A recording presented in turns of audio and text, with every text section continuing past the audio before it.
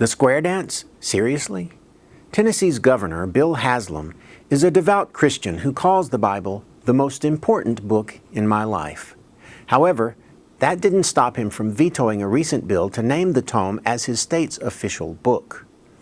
On April 4th, senators from his state voted 19-8 to recognize the Bible, adding it to a list of state symbols which includes the cave salamander, state amphibian, the square dance, state dance, the tulip poplar, state tree, and no fewer than 9 official state songs.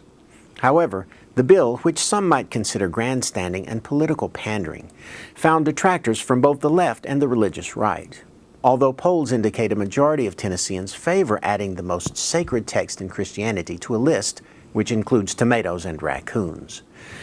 When explaining his decision, Governor Haslam noted the trivialization factor as well as the legal challenges the bill is likely to engender.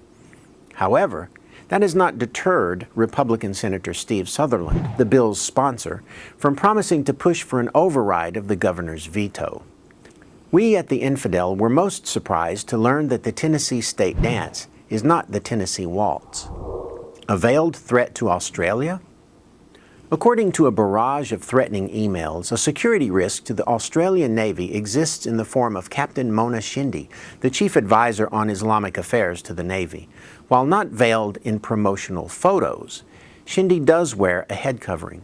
Her appointment and Twitter account @Navy Islamic have been the focus of severe controversy, sufficient for the Navy brass to officially cancel the tweeting following a furor against the right-wing organization, Australian Liberty Alliance, which, in Shinde's words, constitutes an extreme, ill-informed fringe group.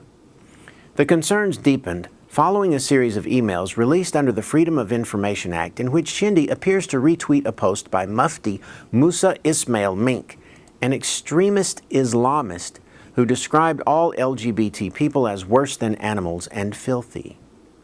While denying publicly any discriminatory views toward the gay community, the attention garnered by her position also prompted a storm of attack emails sent to senior Navy staff accusing Shinde of being a security threat and disloyal to Australia. The Twitter account was formally closed, and Shinde was ordered to cease any communication with Ismail Mink, though she maintains she was not aware of the content of the imam's inflammatory tweets. While Shinde attempts to assert her legal rights to defend herself against accusations of wrongdoing, the future of the Navy's initiative of increasing the appeal of the Navy as an employer of choice among the Australian Muslim community remains doubtful. A hairy problem. In a follow-up to a previous story, the hairy problem of a Sikh captain in the American Army has been resolved. Captain Simratpal Singh, a devout Sikh, had been engaged in a legal war with the U.S. Army over mandated physical standards. But because Sikhs maintain a belief that an impersonal God force created the cosmos and mankind, and that submission to the will of this deity prevents its followers from cutting their hair, men must wear turbans. Risking the displeasure of his God, Singh had been shaving and trimming his facial hair in order to accommodate Army standards, even while applying for an exemption to official policies. The Army's earlier refusal to comply is not simply a matter of institutional inertia. There are legitimate reservations in such cases concerning whether or not the soldier can effectively wear a gas mask over whatever affections the gods might require. A March 2016 decision now means that he need not reapply for his exemption. Meanwhile, 3 other similarly bushy Sikhs have followed his example in the hope of establishing a permanent precedent.